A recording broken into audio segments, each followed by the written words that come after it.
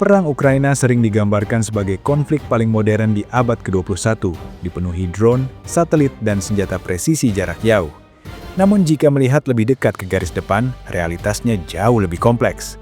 Di antara teknologi baru tersebut, Rusia justru masih mengandalkan sistem senjata lama yang berasal dari era Uni Soviet. Salah satu yang paling menonjol adalah BM-21 Grad, sistem peluncur roket ganda kaliber 122 mm yang telah berusia lebih dari setengah abad. Keberadaannya di Ukraina menunjukkan bahwa perang modern tidak selalu dimenangkan oleh teknologi terbaru, melainkan oleh sistem yang paling sesuai dengan karakter konflik.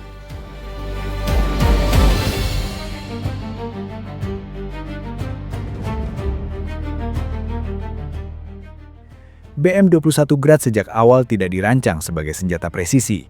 Ia bukan alat untuk menghantam satu target bernilai tinggi, melainkan senjata untuk menekan area luas secara cepat dan berulang. 40 roket dapat ditembakkan dalam satu salvo singkat, menciptakan dampak fisik dan psikologis yang besar. Dalam konteks Ukraina di mana perang banyak berlangsung di parit, garis pertahanan statis dan zona abu-abu yang diperebutkan, karakteristik ini justru menjadi relevan. Rusia tidak membutuhkan akurasi ekstrim untuk setiap serangan, yang dibutuhkan adalah tekanan berkelanjutan.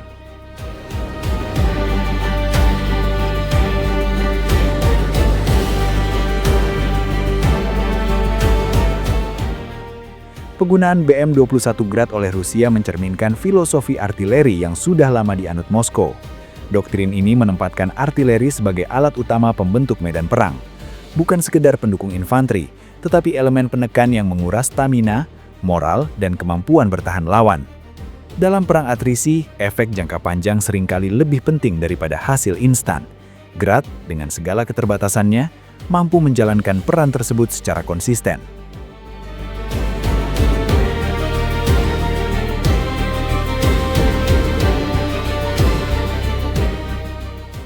Sejak awal konflik, Rusia mengerahkan BM-21 Grad ke hampir semua front utama.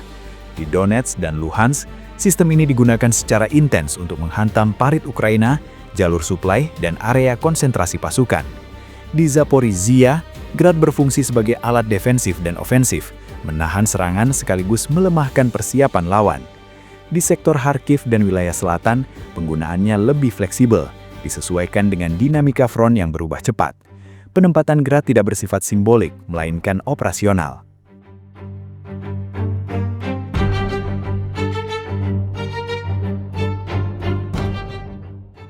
Perkiraan menunjukkan bahwa Rusia telah menggunakan ratusan unit BM-21 Grad sepanjang perang ini. Angka pastinya tidak diketahui, namun jelas bahwa Rusia memiliki keunggulan dari sisi jumlah dan stok amunisi.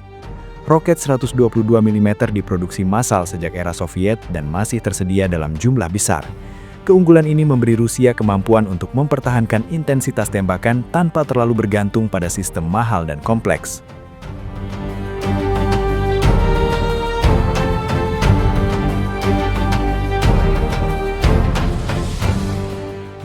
Bagi Ukraina, BM-21 Grad adalah ancaman yang nyata di tingkat taktis, bukan karena kecanggihannya, melainkan karena rutinitas penggunaannya. Setiap kali Grad ditembakkan, pasukan Ukraina harus bersiap menghadapi kemungkinan keruntuhan posisi, korban jiwa, dan gangguan koordinasi. Efek psikologisnya juga signifikan. Hujan roket yang datang tanpa peringatan presisi menciptakan tekanan mental yang sulit diabaikan, terutama bagi pasukan yang bertahan dalam waktu lama di garis depan. Namun Ukraina juga memahami keterbatasan Grad. Sistem ini besar, tidak berlapis baja, dan mudah dideteksi saat menembak. Karena itu, Ukraina mengembangkan pendekatan berburu peluncur, menggunakan drone pengintai, radar kontra baterai, dan drone FPV untuk menghancurkan BM-21 sebelum atau sesaat setelah peluncuran. Akibatnya, Rusia memang kehilangan cukup banyak unit Grad selama perang. Dokumentasi visual menunjukkan ratusan kendaraan artileri roket Rusia rusak atau hancur, termasuk BM-21.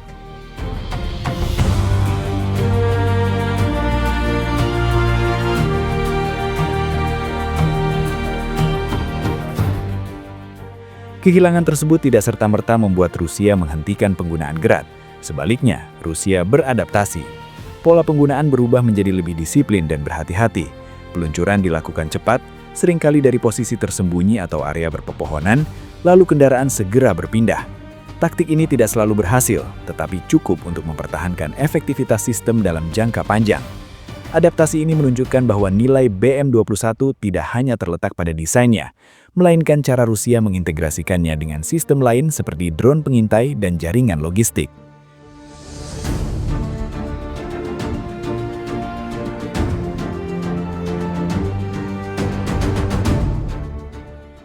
Di tingkat internasional, penggunaan BM-21 Grad oleh Rusia menuai kritik, terutama dari negara-negara barat.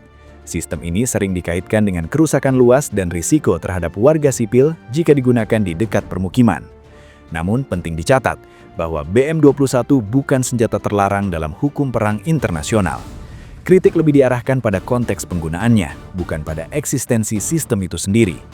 Banyak negara juga menyadari bahwa Grad telah digunakan oleh puluhan militer di dunia selama beberapa dekade.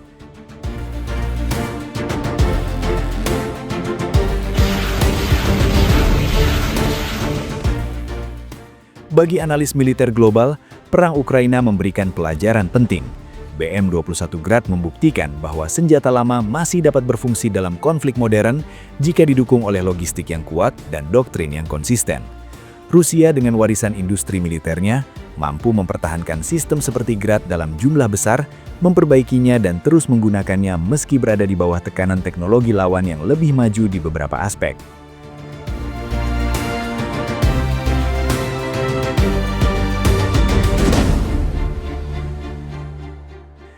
Pada akhirnya, BM-21 Grad bukanlah senjata penentu kemenangan Rusia di Ukraina. Ia tidak menggantikan peran drone, misil presisi atau sistem pertahanan udara.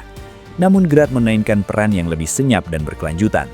Ia menjaga tekanan, menguras sumber daya lawan, dan memperpanjang karakter perang atrisi. Dalam konteks ini, Rusia menunjukkan pendekatan yang pragmatis, menggunakan apa yang tersedia, apa yang bisa diproduksi dan dipelihara, dan apa yang sesuai dengan realitas medan perang.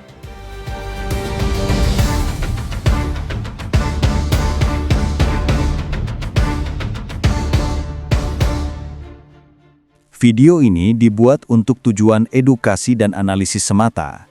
Kami tidak berpihak pada pihak manapun, tidak mempromosikan kekerasan, dan tidak mendukung perang dalam bentuk apapun. Seluruh informasi yang kami sajikan berasal dari laporan terbuka dan analisis geopolitik yang tersedia untuk publik.